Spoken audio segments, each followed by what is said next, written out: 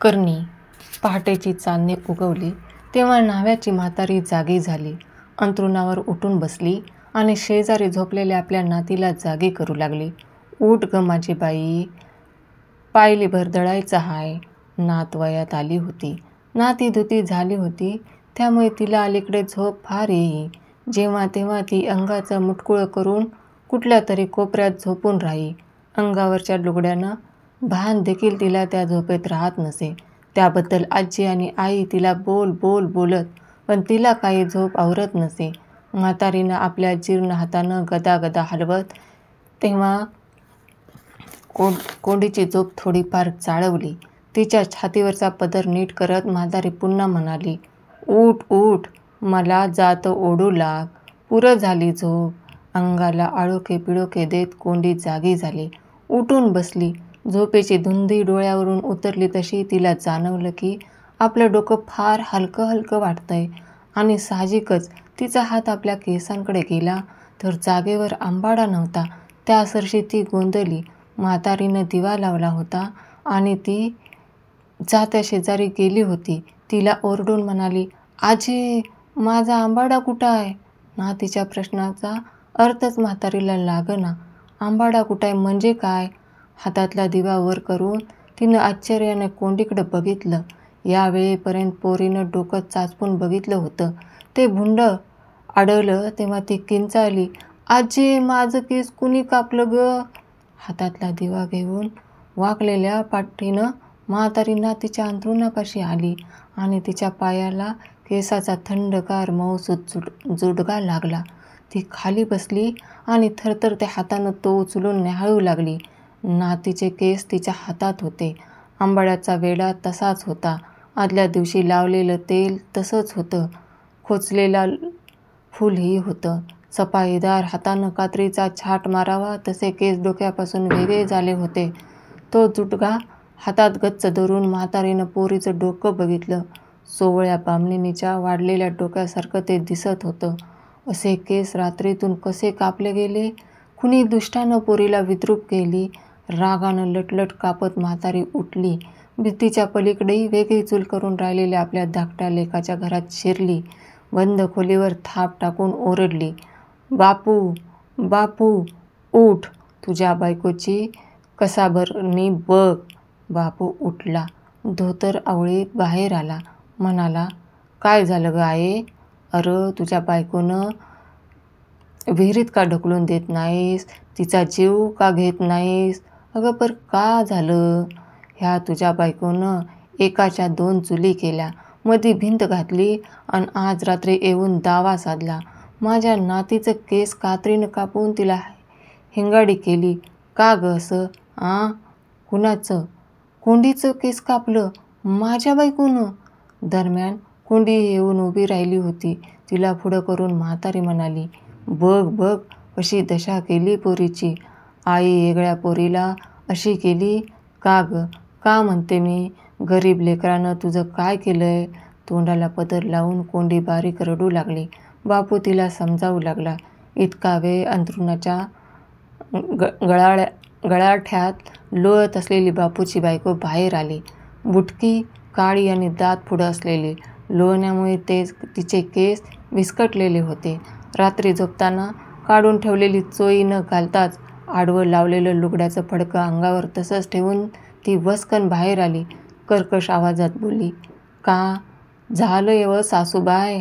बापूनं तिच्या पेकाटात पटकन एक लाथ घातली. "रांड, पोरीचं केस तू रातीतून कापलंस, तुला का म्हणावं?" लाथेसरशी तडमडलेल्या बापूच्या बायकोनं स्वतःला सावरलं आणि गैवरून घातला, "मेले मेले र देवा, अव मी का केलं या? मला का मारता?"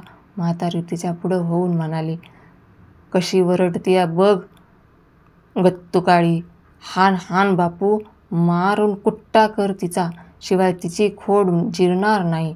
पण बापूनं हात उगारायच्या आतच ती सटक्यात खाली बसली. खांबाच्या तळखंडावर तिनं आपलं डोकं ताड ताड आपटून घेतलं, रक्तबंबाळ करून घेतलं आणि रडून रडून ती म्हणू लागली, "मी माझ्या लेकराच्या डोक्यावर हात मारून सांगते, मी खंडोबाची पायरी शिवून सांगते, कोंडीच्या केसाला मी हात लावलेला नाही. माझ्यावर आळ काय म्हणून घेता? मला फुकाफुकी का मारता? आईच्या आरडाओरडीनं बापूची पोरं जागी झाली आणि गळा काढून रडू लागली. घाबरून किंचाळू लागली. त्यांना समजावीत म्हातारी सुनेवर ओरडली, गप, वरडू नगस गुरावानी. पोरं भ्याली. बाईचा आवाज तरी काय हलका हाय, सगळा गाव जमा करल. गत्तू काळी रांड. ह्या गोंधळ चाललेला आहे तोच आपल्या माळीतून धडधड आवाज आला. म्हातारी म्हणाली, बापू माळीत जा, काय पडलं बघ, मांजर उलटलं असेल. बापू गेला आणि बघू लागला. कोपऱ्यात रचलेल्या सगळ्या उतरंडी ढासळल्या होत्या. फुटक्या गाडग्याचे तुकडे चोपेर झाले होते.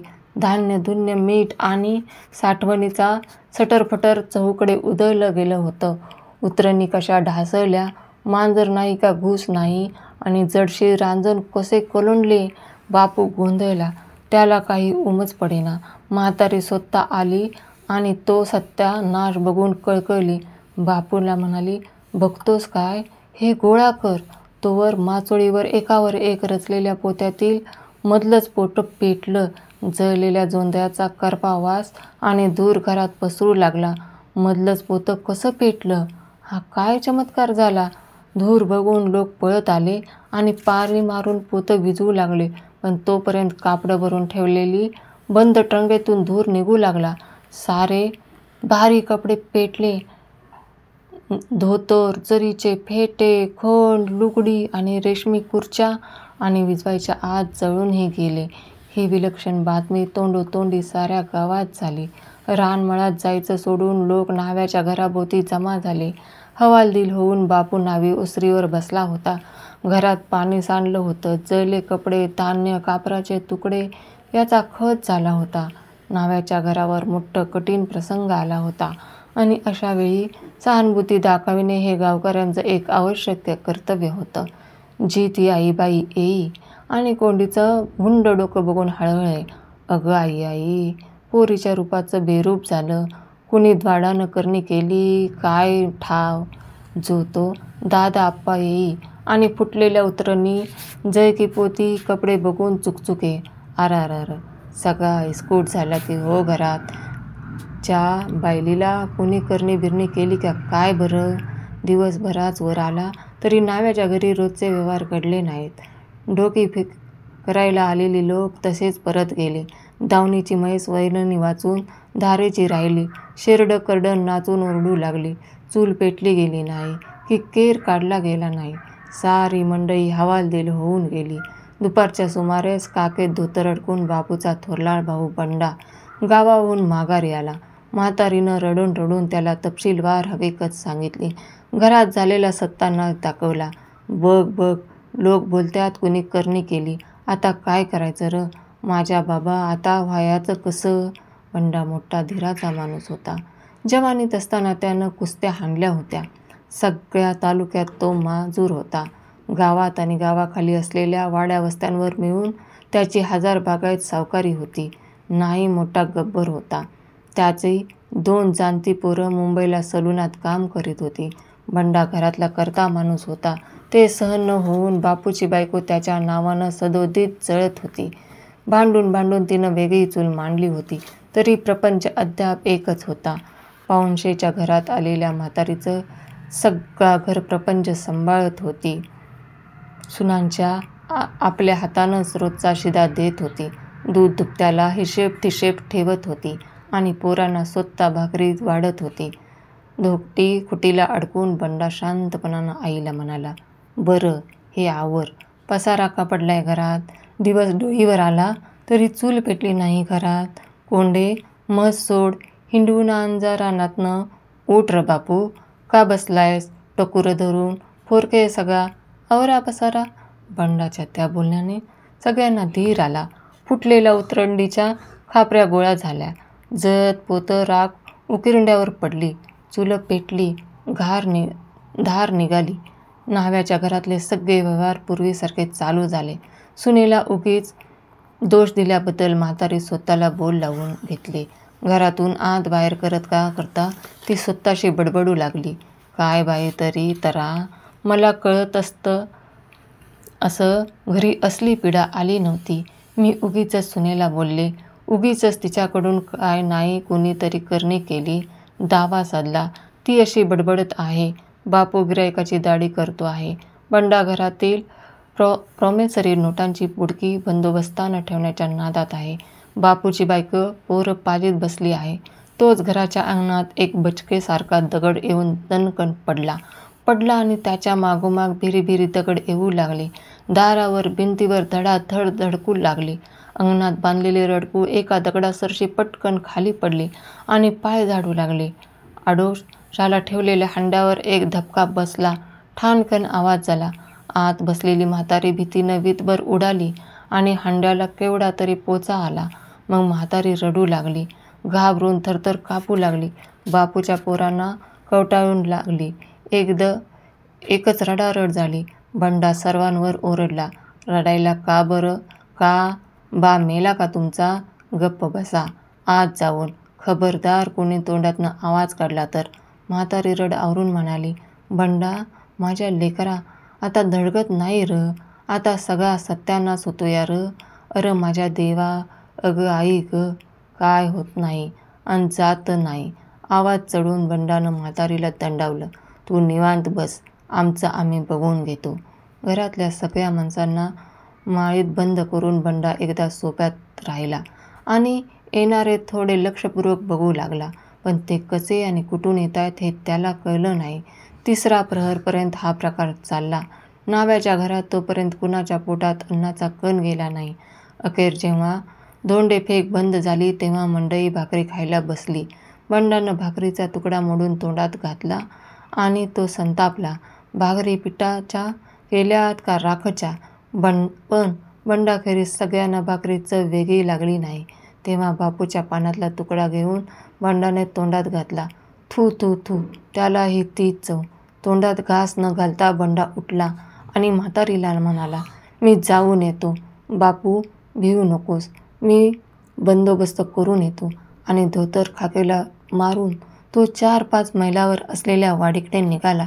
त्याला आता या प्रकाराची शहानिशा करायची होती. हा चावटपणा कुणी केला हे त्यानं बरोबर ताणलं होतं. तरा रस्ता चालून तो वाडीत आला तसा धोंडी लिंगाराच्या घरात शिरला. भिंतीला टेकून बसून धोंडी गांजा उडत होता. त्याला बोलला. धोंडी, हा तमाशा बंद कर. कसला तमाशा? तुझ्याजवळ पित्र आहेत, ते तू माझ्या घरावर सोडलीस. काय कारण? माझं देणू तू लागत होतास, त्याच्या व्याजात मी तुझी जमीन घेतली. तो राग तुझ्या पोटात आहे. न्हाव्या, तुला उशिरा कळलं. 50 रुपयाच्या कर्जापायी तू माझी 1000 रुपयाची जमीन बळकावलीस. तू वेळेवर मुद्दल दिली नाहीस. व्याज वाढलं. जमीन गेल्यावर का बोंबलतोस? मी नाही बोंबलायची पाळी आता तुला आली आहे. धोंड्या, बऱ्या बोलानं पित्र माघारी बोला. ती आता माझं ऐकणार नाहीत. ती आता खवळलीत. तांबारलेल्या डोळ्यांनी लिंगरा बंडाकडे रका बघू लागला. त्याच्या निबर अंगावरच्या शिरा टरारून फुगल्या होत्या. भिंतीला टेकून बसल्यामुळे उडी पाठ आणि हाताचं ढोपर पांढऱ्या मातीनं मळलं होतं. केसांचं जंजाळ अंगावर असलेला धोंडी एखाद्या जंगली जनावरासारखा न्हाव्याकडे बघत होता. बघ न्हावीही रागानं हिरवा पिवळा झाला. म्हणाला. लिंगऱ्या, मी तुझा जीव घेईन. फासावर गेलो तरी बेहत्तर. त्या अगोदर माझी पित्र तुझा जीव घेतील. गुरमीत मरू नगस. माझी जमीन माघारी दे. नाही देणार. तुला काय करायचं आहे ते कर. निर्वाणीचं उत्तर देऊन बंडा बाहेर पडला आणि गावाकडच्या वाटेने चालू लागला. दिवस मावळत चालला होता. आभाळ गडूळलं होतं. आजूबाजूला माणसं काणूस नव्हतं. बंडा न्हावी एकटा सपासप पाय उचलीत होता.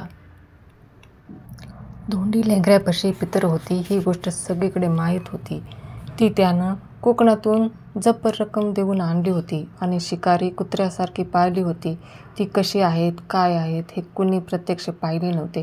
पण अशी बोलवा होती की सिंदूर फासलेले ते बचके एवढे गोटे आहेत आणि धोंडी लेंगऱ्यांना ते आपल्या झोपायच्या जागी खोलवर पुरून ठेवले आहेत. त्यांना नेहमी काहीतरी कामगिरी हवी असते. त्यासाठी ते सारखे लेंगऱ्याला छळत असतात. त्यांना राबवून घेण्यासाठी लागणारे सारे मंत्र तंत्र लेंगऱ्याला माहीत आहेत. त्यासाठी तो कडक पत्ते पाणी करतो. ग्रहणा दिवशी कमरे इतक्या पाण्यात उभा राहून मंत्र जपतो आणि कधी स्मशानात मध्यरात्री जाऊन बसतो. चालता चालता बंडा नाव्यासारखा जवान माणूस देखील भीतीनं घामाघूम झाला. वरचेवर मागं पाहू लागला. न जाणे अंगठ्या एवढं हातपाय असलेलं ते तांबडं गोटं अकस्मात मागून येतील आणि आपल्याला अलगद उचलून निवडुंगाच्या काटेरी बनात फेकून देतील, नाहीतर छातीवर थया नाचतील आणि रक्ताच्या गुन्ह्या होऊन आपण मरू. मग आपली पोरं वनवाशी होतील आणि आपली सर्व इस्टेट आपुची बायको बळकावील. म्हातारी शोकानं गपकन मरेल आणि बिचारी कोंडी काकूनं अन्नपाणी न दिल्यामुळे दारोदार भिक्षा मागत हिंडेल. छे, ही बिदर आपला सत्यानाश करतील. बंडा नावी थोडाफार टरकला आणि मागं न बघता सटक्यानं पाय उचलू लागला. आता दिवस मावळून गेला होता. सगळीकडे अंधार कालवला होता. किडे कचकचत होते. शेजारच्या ओढ्यात पाणी खळखळ करीत होतं. बंडा नावी मनात टरकला होता, पण टरकून भागणार नव्हतं. काहीतरी इलाज करायला पाहिजे होता. पैशाच्या बळावर धोंड्याला वाकवणं अशक्य नव्हतं. त्याच्या इतकंच एखादा जब्बर पित्र्या शोधून आणून त्याच्यावर सोडणं अवघड नव्हतं. पण असा बहाद्दर कुठे मिळणार? आणि जरी मिळाला तरी त्यालाही धोंड्यानं हटवला म्हणजे मग आवळून गेलेलं पित्र काय करतील?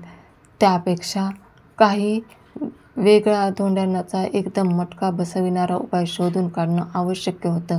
विचाराच्या नादात घोर कमी झाला आणि पायाखालची वाटही ओसरली. बंडा नावी आपल्या गावात आला. घरात शिरला. दिवे लागले होते आणि न बोलता सवरता नाव्यांची माणसं घरात वावरत होती. मनातून भ्यालेली, हबकलेली, भूतानं पछाडल्यासारखी बापू नावे गुडघे उभे करून उगीच बसला होता. त्याचं पागोटं त्याच्या गुडघ्यावर होतं आणि दोन्ही हातांनी तो आपलं टक्कल पडलेलं डोकं गोंजारीत होता. बंडानं विचारलं, का र, माझ्या माघारी काय घडलं का? काय नाही, पर म्हशीनं धार दिली नाही का बरं? राम जाणं, पर दुधाचा थेंब नाही तिच्या कासत. आटलीच म्हणावी का? हां. पारडू सुटून पेलं होतं का? नाही. ठीक. बंडानं जाणलं की हाही धोंड्याच्या करणीपैकीच एक प्रकार आहे. हत्तीसारखे म्हैस दूध देईनाशी झाली. उत्पन्न बुडालं. दुधातुपाची बाजू बंद झाली. रात्रीही भाकरीची चव विलक्षण लागल्यामुळे बंडानं काही खाल्लं नाही. मुलं बाळं जेवली. कोंडी आणि जाणती पोरं घरात झोपायला भिवू लागली तेव्हा त्यांना शेजारच्या घरी नेऊन झोपवलं. रात्री धोंडे पडले. म्हशीची वैरण आग लागून जळली. रात्रभर नाव्याच्या घरात दिवा तेवत होता. सकाळी बंडा जागा झाला तेव्हा अंगावर असलेल्या धोतरावर बिब्याच्या काळ्या फुल्या पडल्या होत्या, अगदी खडी काढल्यासारख्या. पण आता कोणत्याच गोष्टीचं नवल करण्यासारखं नव्हतं. करणीचे खेळ काय करतील आणि काय नाही याचा नेम नव्हता. मनात काही निश्चय करून बंडा तालुक्याला जायला निघाला. जाताना त्यानं पैशाची पिशवी कमरेला लावली. गावातून जाताना लोकांनी विचारलं, काय बंडा, काय तयारी? तालुक्याला जाऊन येतो. घरातला खेळ थांबला का? नाही. काय भानगड असावी बरं ही? तुमच्या वाईटावर कोणी होतं का? करणीचा खेळ आहे हा. एखाद्या मांत्र्याला बघून बंदोबस्त करा. हां. म्हैस आटली म्हण तुमची? हां. कडव्याला जायला म्हण. खरं का? खरं. असं रोज होऊ लागलं तर गावात राहणं कठीण झालं. पण गाव सोडून जावं तरी कुठं? होय की. बरंय, जा मग. ऊन होतं या. हां. अशी घुम्यासारखी उत्तरं देऊन बंडा गावाबाहेर पडला आणि तालुक्याच्या वाटेला लागला. गावात चहूकडे हा विषय चालला आहे आणि लोक आपली दया करत आहेत याची जाणीव होऊन त्याला वाईट वाटलं. बंडा नावी कधी लोकांच्या दयेचा विषय झाला नव्हता. लेंगऱ्याला मटका बसवायलाच पाहिजे. तालुक्याला आल्याबरोबर गावाचा एक माणसाच्या ओळखीनं नावी फौजदारांच्या घरी जाऊन आला. त्याला भेटला. बैठकीच्या खाली बसून त्यानं घरात चाललेल्या गोंधाची तपशीलवार हकीकत फौजदाराला सांगितली आणि आरामखुर्चीवर तंगड्या पसरून पांढरी विडी ओढत फौजदारानं ते ऐकली. शेवटी नावी कळकळून म्हणाला, महाराज, हे 100 रुपये घ्या आणि त्या घोड्याचा काय तरी बंदोबस्त करा. फौजदाराला सगळी मजाच वाटली. तो हसला आणि म्हणाला, अरे काय करण्याच्या गोष्टी सांगतोस पोरासारख्या? खोटं आहे सगळं. नाही महाराज, खोटं म्हणू नका. सगळा गाव साक्षीला आहे. तुम्ही डोळ्यांनी बघा. काय बघू? ती पित्र मला दाखवशील? ती दिसत नाहीत साहेब, पण त्याने केलेला गोंधळ बघा. अरे, पोरीचे केस रोगानं गळले असतील. डॉक्टराला दाखव. अगदी कात्रीनं कापावत असं. पोरगीला रोग बी काय नाही. मग फौजदारांना थोडा विचार केला आणि आपल्या 7वीच्या घोड्यावर टांग टाकून तो म्हणाला, चल बघू, दे मला तुझी पितरं. फौजदारांच्या घोड्याबरोबर धावपळ करीत बंडा न्हावी वाटेने जाऊ लागला. त्याची दमछाक झाली. तो मागं पडला की फौजदार घोडा आवरी आणि ओरडे, रे न्हाव्या, दमलास का लेका? अरे, तुझ्यासारख्या जवानानं घोड्याला मागं टाकलं पाहिजे. मग श्वास रोखून आणि धोतुरावरून न्हावी रपाट पळे. पण फौजदारीच्या घोड्याला 4 पाय होते आणि न्हाव्याला 2. अखेर दोघेही गावात आले. न्हाव्याच्या घरापाशी घोड्याखाली उडी मारून फौजदार सोप्यात चढला आणि मोठ्याने गरजला, रे न्हाव्या, कुठायत पित्र? दाखव मला. मी कुस्ती घेतो त्यांच्यावर. फौजदार असा बोलला मात्र कुठूनसा एक धोंडा आला आणि तणकन त्याच्या पायाच्या टोकापाशी पडला. आगे मागे दोन्ही हातांनी उचलणार नाही असा तो धोंडा. फौजदाराच्या डोक्यात जर पडला असता तर एका फौजदाराचे 4 फौजदार झाले असते. सुपारी फुटावी तसा तो जवान अधिकारी त्याखाली फुटला असता. न्हावी म्हणाला, बघा साहेब, आली परचिती. साहेबानं आरडाओरडा केला. धोंडा कुणी फेकला? हा पाजीपणा आहे. पित्र बित्र सब झूट आहे. आणि बघता बघता न्हाव्याच्या घरानं पेट घेतला. एकाएकी आकस्मित रॉकेल ओतून काडी लावावी तसा लोकांनी धावाधाव झाली. मुंग्यासारखी ओळ लावून लांबच्या विहिरीतील पाणी आणून शिंपलं. विहिरीचा तळ दिसेपर्यंत शिंपलं. तेव्हा आग बसली. साहेब स्वतः पाण्याच्या कशा देत ओळीत उभा होता. त्याचा भारी ड्रेस भिजून चिंब झाला. त्याला लोक म्हणाले, साहेब, खोटं म्हणू नका, ही करणी आहे. कुणीतरी न्हाव्यावर पित्र सोडले आहेत. काही एक न बोलता गावातील 4 दणकट रामोशी घेऊन साहेब घोड्यावरून दौडत वाडीला गेला आणि हातात पिस्तूल घेऊन अकस्मात धोंडी लेंगराच्या घरात शिरला. मुळीच विचारपूस न करता त्यानं त्याला बाहेर काढला. वाडीपासून दूर ओढ्याच्या काठाला नेला आणि निरगुडीच्या लांब लवचिक फोका काढल्या. 4 रामोसांच्या हाती दिल्या आणि ऑर्डर दिली, या साल्याला ठीक करा. लेंगऱ्याला झाडाला पाठमोरं उभा करून रामोशांनी फोका ओढल्या. त्याच्या पाठीवर सपासप ओढल्या. एक दमला की दुसरा पुढे होई. नवी फोक घेई आणि भिरकन लेंगऱ्याच्या कुल्ल्यावर ओढी. पण लेंगरा ओरडला नाही. त्यानं हू का चूक केलं नाही. फोकांचे वळही त्याच्या अंगावर उठले नाहीत. तोंडात तंबाखू धरून तो गप्प उभा राहिला होता. माराला पाठ देत होता. सारे रामोशी दमले. त्याचे हात काम देईनासे. तेव्हा झाडाखाली बसून हा विलक्षण प्रकार बघत राहिलेल्या फौजदाराला एक डोळा बारीक करून लेंगऱ्या म्हणाला, साहेबा, तुझ्या बंदुकीची गोळी मारलीस तरी ह्या धोंड्याच्या अंगाला भोग पडणार नाही. का उगीच रामोशाला दमवतोस? न्हाव्यानं लबाडीनं माझी जमीन बळकावली. ती माघारी घेतल्या बगार मी सोडणार नाही. तू मधी पडू नगस. साहेब शहाणा माणूस. त्यानं लेंगऱ्याला सोडून दिलं. एक पांढरी विडी ओढायला दिली. न्हाव्याला त्याचे 100 रुपये माघारी देऊन सांगितलं, गड्या, माझं काही चालत नाही. लेंगरा माणूस नाही, सैतान आहे. हिंमत असेल तर त्याच्याशी खेळ, नाहीतर जमीन देऊन मोकळा हो. आणि घोडा उडवीत तो तालुक्याला निघून गेला.